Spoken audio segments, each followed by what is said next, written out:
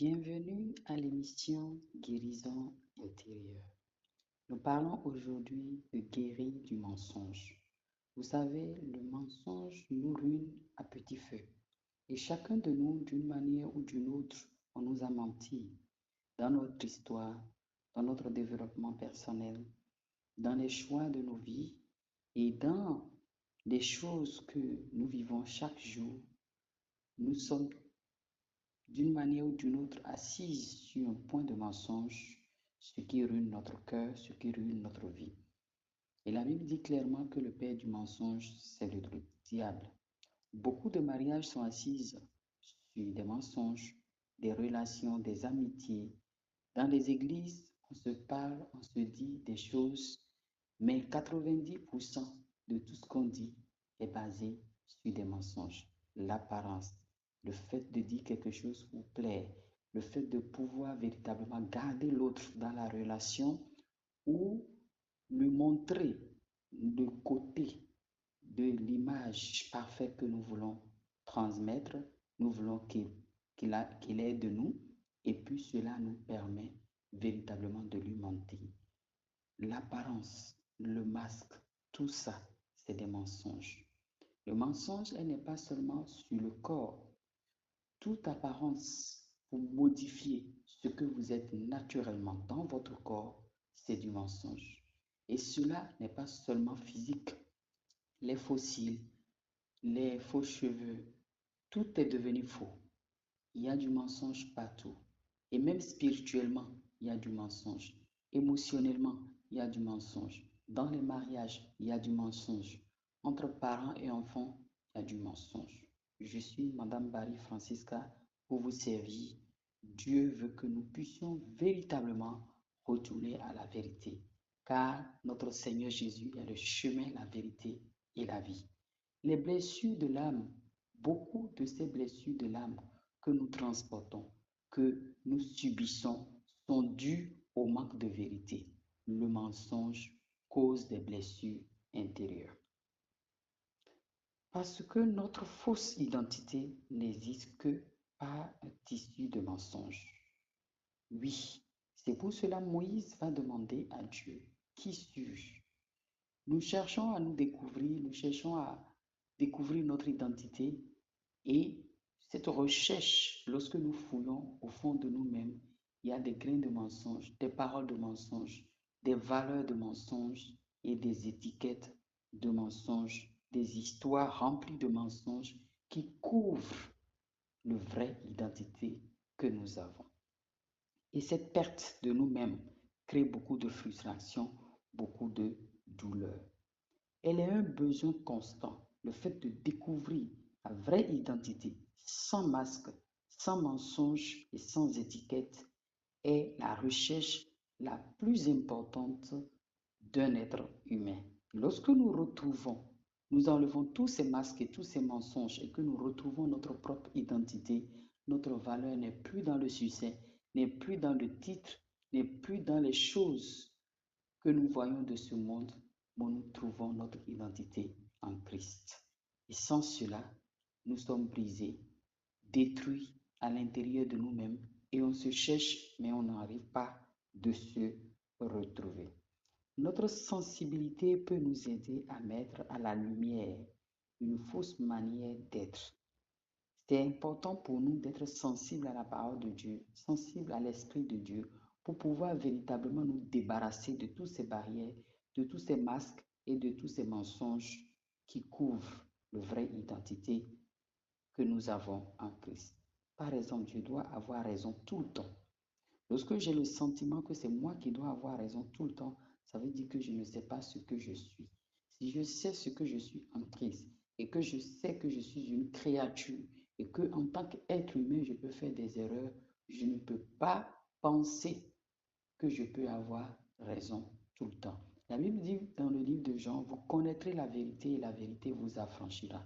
La vérité, c'est que mon identité en Christ, elle est là. Et quand je le découvre, je me sens à l'aise. Et aussi, je découvre aussi que je suis une créature si merveilleuse et je connais, j'ai la connaissance de mon côté humain et cela me permet d'accepter que je ne suis pas toujours ce que je pense et je ne peux pas avoir toujours raison. Je peux faillir. Seul Dieu ne faillit pas. Cette connaissance libère l'âme. Cette connaissance nous permet de guérir de tout ce qui est du mensonge. On vous a menti. Peut-être vous ne connaissez pas votre papa. Peut-être vous ne connaissez pas votre maman. Parce qu'on vous a menti. Une partie de votre histoire a été cachée. Le mensonge, c'est lorsque quelque chose est caché, lorsque quelque chose n'est pas mis à la lumière. Même quand on sait que cette histoire ou bien cette chose, cette phrase est la vérité, mais lorsqu'on le cache à la personne, pour la personne qui est ignorante de cette phrase qui est véridique, cette personne-là vit dans le mensonge. Et cette façon de couvrir la chose fait que la personne pense toujours qu'on lui a menti. Et le jour qu'il découvre la vraie et le vrai de la phrase, la vérité de cette phrase, de cette histoire, cela revient à la lumière pour lui. Mais longtemps, c'était caché, c'était sombre, c'était un mensonge. Et c'est très important de comprendre qu'en tant qu'enfant de Dieu, nous devons travailler à ce que notre vie soit transparente. La transparence de notre vie nous permet de guérir des blessures intérieures. Aujourd'hui, les relations, les mariages sont basés sur des mensonges. Il n'y a pas de lumière, il n'y a pas de vérité. Et toutes ces choses brisent le cœur. Lorsque vous entrez dans une relation, dans un mariage, et que tout ce qui a été dit était basé sur du mensonge, et qu'à l'intérieur, au fil du chemin, vous découvrez un certain nombre de choses, ces mensonges, ces masques et ces choses qui sont cachées, qu'on vous a cachées, brise votre cœur et vous pouvez en guérir lorsque la repentance entre en jeu. C'est très important de comprendre que pour guérir du mensonge, nous devons véritablement comprendre trois principes très importants. Apporter la chose à la lumière, avoir le courage de dévoiler ce qui a été caché longtemps, accepter de se repentir de ce que nous avons caché, cette vérité à notre conjoint ou bien à notre enfant ou bien à notre frère. Et troisième position, de comprendre véritablement que nous pouvons nous repentir. Dévoiler la chose, enlever ça du ténèbre et l'apporter à la lumière, dire la vérité à la personne et puis se repentir. Et troisième point, de pouvoir véritablement pardonner. De savoir que Dieu nous a pardonné et la clé de l'oxygène du royaume de Dieu, c'est le pardon. Et lorsque j'arrive de pardonner le mensonge qui m'a été caché dans mon histoire, dans mon identité, dans mon parcours et dans ma relation, cela peut libérer mon âme de toute forme de blessure liée au mensonge. Les choses qui nous énervent chez les autres peuvent nous aider à discerner le mensonge. Par exemple, la presse m'énerve. Je vis. La vie peut être pour la performance. Toutes ces pensées peuvent véritablement nous sombrer et nous empêcher de vivre une vie guérissante de lumière et de joie. Tout simplement parce que les choses sont cachées, ce n'est pas clair. Vous avez toujours une question qui n'est pas traitée. C'est important. Quelles sont les causes que nos parents nous ont répétées? Quelles sont les choses que nos parents nous ont répétées? Si on nous a toujours dit, tu es bon à rien, tu es un raté, tu es un prodigue, tu es nul. Toutes ces paroles que nous entendons véritablement deviennent une vérité que nous acceptons, alors que cela n'est pas vrai. C'est Dieu qui nous a créés et il connaît notre avenir, il sait les capacités, les dons qu'il a mis en nous. Mais lorsqu'une personne regarde votre comportement, votre attitude, l'environnement, les conditions dans lesquelles vous êtes né et tout, et que la personne définit depuis le départ que vous n'êtes rien. Peut-être dans votre famille, vous avez toujours entendu, les gens vous ont insulté pour dire tu ne vas pas réussir. Il y a des gens, c'est leur propre papa, c'est leur propre maman qui les a dit tu ne vas pas réussir, tu ne vas pas avancer, tu ne vas rien devenir dans la vie. Et ça, c'est du mensonge. C'est du pur mensonge parce que même tes parents ne connaissent pas ton avenir. C'est Dieu seul qui a notre avenir dans les mains, dans ses mains. Et il le révèle avec processus au cours de la vie. Maintenant, lorsqu'un parent se base sur un événement, sur une circonstance, ou bien une attitude, ou bien quelque chose, pour vous insulter, pour déclarer sur votre vie que vous êtes vaurien, vous n'allez pas réussir, vous n'êtes pas bien, vous êtes ceci ou cela, ou quelqu'un se porte garant dans votre vie pour raconter ces mensonges sur votre vie, je viens juste vous encourager que vous devez véritablement croire que le Dieu qui connaît le avant, le présent et le après de votre vie n'a pas encore dit son dernier mot. Et celui-là qui est en train de parler est en train de juste déclarer des mensonges. Ne croyez plus à ces événements-là qui sont passés, dit Ésaïe 43. Ces paroles de mépris, ces paroles qui détruisent l'estime de soi, ces paroles négatives, mensongères que vous avez écoutées jusqu'à aujourd'hui, je viens juste vous encourager que ces paroles-là ne sont pas ce que vous êtes. Ce que vous êtes en Christ, cela se découvre à la lumière de la parole de Dieu. Quand quelqu'un vous insulte, vous dit que vous êtes vilain, vous n'êtes pas beau, vous n'êtes pas belle, alors que la Bible dit que vous êtes une créature si merveilleuse, sachez que cette parole de ce que vous n'êtes pas beau, vous n'êtes pas belle, vous êtes moche, c'est du mensonge. Et vous devez guérir de ces mensonges-là en croyant à cette vérité. Toujours, il faut remplacer toutes ces paroles qu'on vous a dit qui sont blessantes, qui brisent votre cœur, qui volent votre estime de soi, qui détruisent votre identité. Vous devez le remplacer avec des vérités bibliques. Quand on vous a dit que vous êtes moche, vous n'êtes pas beau, vous devez proclamer que je suis une créature si merveilleuse. Et véritablement, Dieu a un plan pour votre vie et Dieu n'a pas encore dit son dernier mot. Donc quand quelqu'un définit votre vie aujourd'hui pour dire que oui, c'est fini pour vous, vous ne pouvez pas réussir, votre succès là, non, ce n'est pas possible pour vous, tout le monde, vous ne pouvez pas casser un œuf. Il y a même des gens que leur papa les insulte jusqu'à dire que toi, tu ne peux pas casser un œuf. Toi, tu ne peux rien faire dans la vie. Tu ne vas pas réussir, tu ne vas pas faire ceci. Des mamans qui ont jeté leur enfant pour dire que cet enfant-là, c'est un vaurien. La Bible dit que même si ton père et ta mère t'abandonnent, l'Éternel ne t'abandonnera pas. Ça veut dire que Dieu sait qu'il peut y arriver qu'il y ait des parents qui deviennent comme des faux prophètes dans la vie de leurs enfants, qui déclarent des paroles négatives à cause des circonstances de vie, à cause de leur vécu aussi. Ne pas en vouloir à ses parents.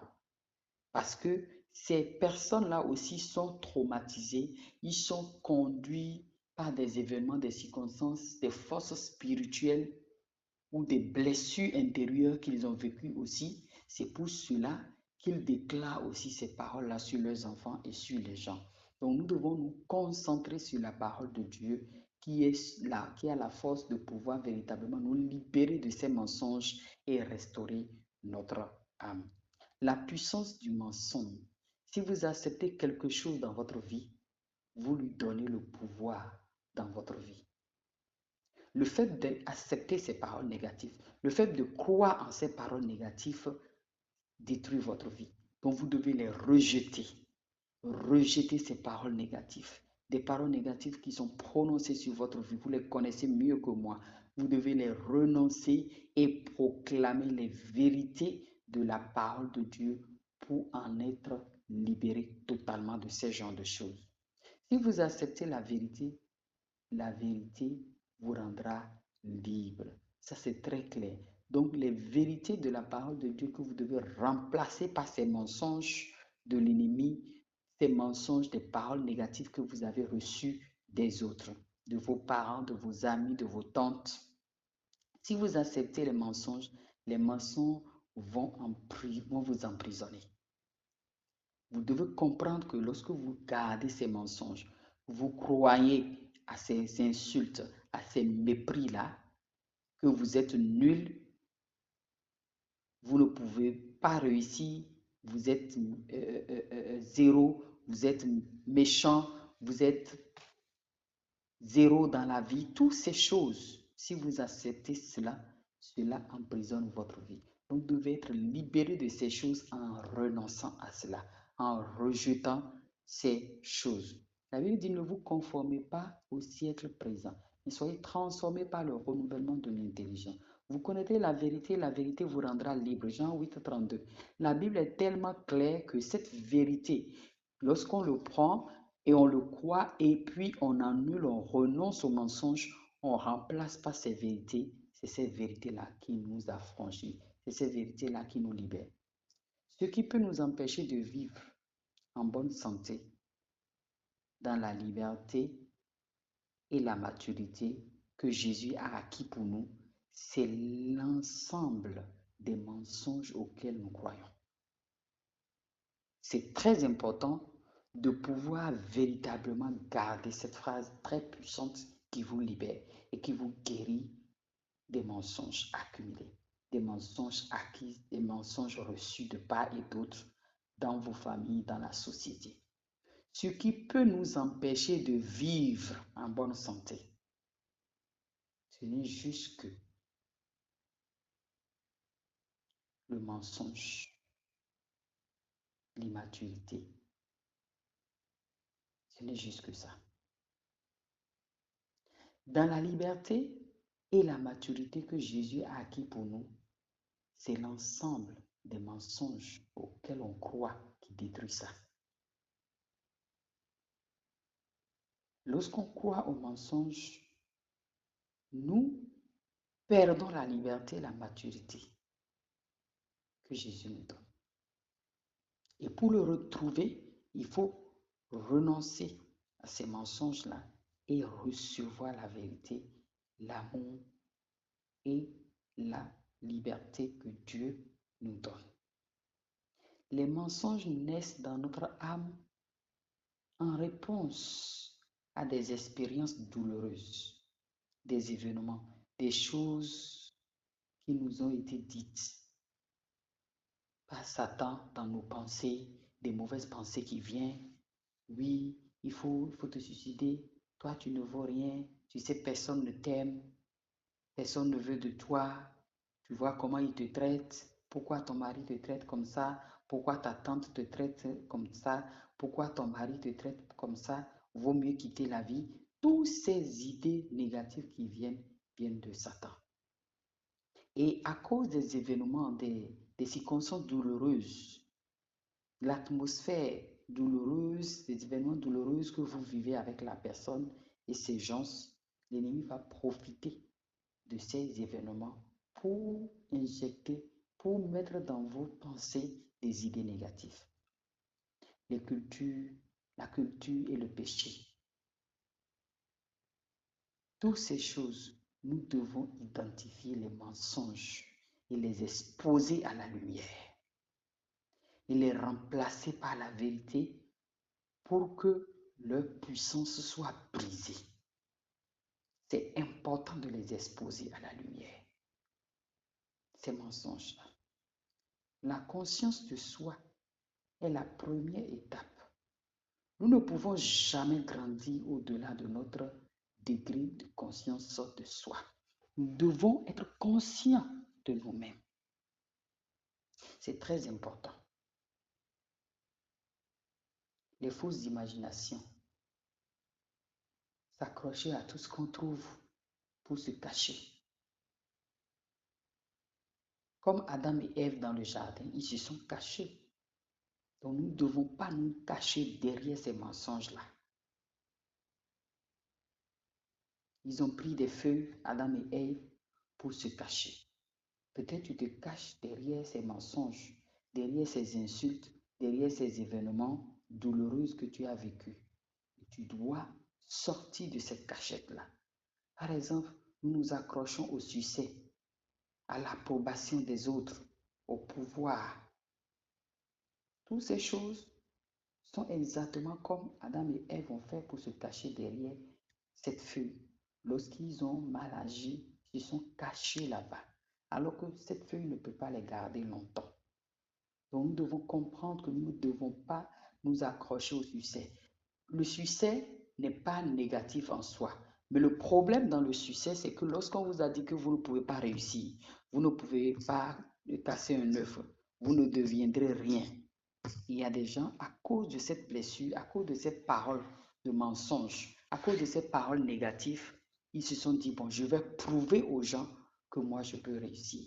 Et ils se mettent à étudier. Et la motivation de leurs études, ce n'est pas étudier pour leur bien-être, pour réussir dans la vie, pour faire des choses. Non, c'est juste étudier, juste faire des choses pour prouver. C'est de ça qu'il s'agit. Donc, lorsque vous faites quelque chose et que la motivation derrière, c'est parce qu'on vous a insulté, c'est parce que votre enfance a été douloureuse, c'est parce que vos collègues vous ont insulté, c'est parce qu'un enseignant à l'école ou bien un parent vous a dit que vous ne pouvez pas réussir, vous ne pouvez rien faire et vous voulez vous battre pour montrer aux gens, vous voulez faire tout pour réussir, pour montrer aux gens que vous avez réussi quand même. Et cette pensée, cette attitude, cette motivation derrière la réussite, c'est ça qui est négatif. Sinon, la réussite lui-même en soi n'est pas négatif. Mais combien de personnes qui courent derrière la réussite, qui se battent dans la vie, dans la motivation pure et saine? Il n'y en a pas beaucoup. Toute personne que tu vois en train de courir derrière le succès, qui se bat, qui travaille jour et nuit, si tu écoutes son histoire, c'est parce qu'un jour, dans la famille, quelqu'un lui a dit que tu ne réussiras pas. Dans la société, quelqu'un l'a méprisé. Quelqu'un lui a montré qu'il n'est rien. Et il est en train de faire tout pour montrer qu'il peut quelque chose et qu'il peut devenir aussi quelque chose. Donc nous devons véritablement purifier notre motivation avec la parole de Dieu. Le succès, Dieu nous l'a donné parce qu'il nous a dit que de dominer la terre. Il nous a tout donné. Il nous a bénis et il nous a dit de dominer. Mais pas dans la motivation négative de prouver quoi que ce soit. Donc, quand tu es en train de m'écouter et puis les paroles négatives, les mensonges que tu as vécus, si dans ton histoire, dans ton parcours, dans la vie, il y a eu des accrochages négatifs, il y a eu des paroles négatives, des attitudes, des mépris, des gens qui ont perdu leurs parents et puis les autres les ont chassés, les autres les ont méprisés, ils les ont dévalorisés, ils ont dit que oui, on va voir quand vos parents sont décédés, est-ce que vous allez réussir? Vous n'allez plus réussir, vous allez être nul dans la vie. Et toutes ces choses révoltent les gens. Et la motivation à la quête de leur succès n'est pas pure. La motivation, c'est juste faire pour prouver. C'est juste se montrer. Et c'est ça qui cache cette blessure de ce que vous avez vécu. Vous avez besoin véritablement de Dieu, de pouvoir guérir. Le Seigneur Jésus guérit votre cœur brisé, guérit ces événements, ces mauvais souvenirs, ces circonstances que vous avez vécues avec les gens. Et c'est alors que le Seigneur peut restaurer. Et votre succès ne serait plus dans la quête de pouvoir prouver quelque chose à quelqu'un, mais dans la quête de réussir parce que Dieu vous a béni et il nous a donné la grâce de pouvoir dominer et de réussir tout simplement, pas pour prouver rien à personne. Mais lorsque vous checkez, vous vérifiez votre motivation, vous êtes honnête avec vous-même et que vous constatez que la quête de votre succès, de votre réussite, de la réussite de votre vie, la réussite de vos études, la réussite de votre ministère, la réussite de votre mariage, c'est juste parce que au début de votre relation, quelqu'un vous a dit, ça ne va pas marcher. Tellement les gens sont négatifs, tellement les gens ont des paroles mensongères sur la vie des autres, ou quelqu'un vous a déjà dit dans la famille que oui, tu veux te marier, non, on va voir si ça va marcher. Ça ne va pas marcher. Et ces paroles, ces mensonges sont comme des pesanteurs sur la vie des gens. Et les gens s'acharnent à couvrir même quand il y a des problèmes. Ils n'ont même pas le réflexe de chercher des solutions pour ce couple-là, pour trouver des solutions, mais c'est juste camoufler, c'est juste subir la vie, des atrocités dans leur mariage, juste parce qu'un jour au début, quelqu'un les a dit que vous n'allez pas vous marier, ça ne va pas marcher. Et à cause de cette phrase, il y en a qui subissent des atrocités. Ils subissent tellement de choses dans le couple où ils ne peuvent même pas en parler à quelqu'un à cause de ces mensonges qui pèsent sur eux, à cause de ce poids du mépris, des paroles négatives du début des relations, de leur histoire qui pèsent sur eux. Vous avez véritablement besoin de vous décharger de ce fardeau, de véritablement vous décharger au pied du Seigneur. Il a dit, venez à moi, vous tous qui êtes fatigués et chargés, je vous donnerai du repos. C'est tellement vous êtes fatigués de ces mensonges, de ces paroles négatives. Chacun de nous, dans la vie, nous avons entendu des paroles négatives par rapport à un événement dans notre vie où les gens nous ont méprisés, les gens ont toujours souhaité avoir que vous ne réussissez pas, que vous n'avancez pas dans tel domaine. Et ils ont déjà dit des paroles, ils ont déjà déclaré des choses qui sont comme des mensonges, qui sont comme des faux prophètes dans notre vie. Et nous devons véritablement nous débarrasser, ne pas se cacher derrière ces feuilles pour courir comme Adam et Ève dans le jardin.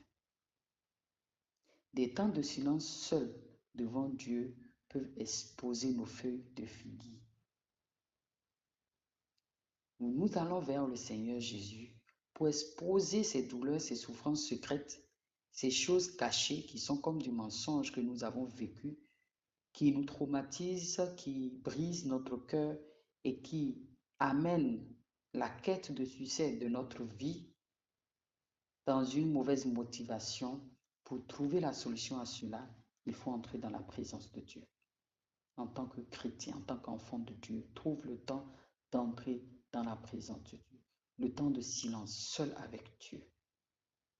Des choses auxquelles on s'attache sont en fin de compte une manière de se protéger de nos sentiments de vulnérabilité. La honte. C'est très important d'être profond dans notre silence pour checker notre cœur dans la présence de Dieu et de véritablement nous débarrasser de ces sentiments de vulnérabilité, de ces sentiments négatifs et de ces choses horribles que nous vivons à l'intérieur de nous-mêmes avec lesquelles nous nous protégeons. Nous ne pouvons pas nous protéger longtemps avec ces choses. Nous ne pouvons pas le faire. Commence par réfléchir à cette question. Quelles sont certaines des feuilles de figues auxquelles vous vous accrochez pour vous cacher, alors que les choses auxquelles d'autres personnes s'attachent de manière excessive nous sautent aux yeux? Il n'est jamais évident de connaître les mensonges de notre propre vie. Parfois, on voit plus les mensonges des autres que les nôtres. C'est pourquoi la Bible va dire d'enlever les pailles qui est sur notre yeux avant de chercher à enlever la poudre qui est dans l'œil de l'autre. Parfois, nous sommes tellement intéressés aux histoires des autres, tellement intéressés à ce que les autres vivent, alors que nous-mêmes, au fond, nous avons des choses, des histoires qui nous accablent, des choses très profondes qui bloquent notre épanouissement, notre liberté. Merci de partager cette vidéo, de vous abonner et que la grâce et la paix du Seigneur nous aident à véritablement être des personnes qui ne vivent pas dans le mensonge et qui sont guéries par la vérité de la parole de Dieu. Soyez bénis abondamment et à jeudi prochain.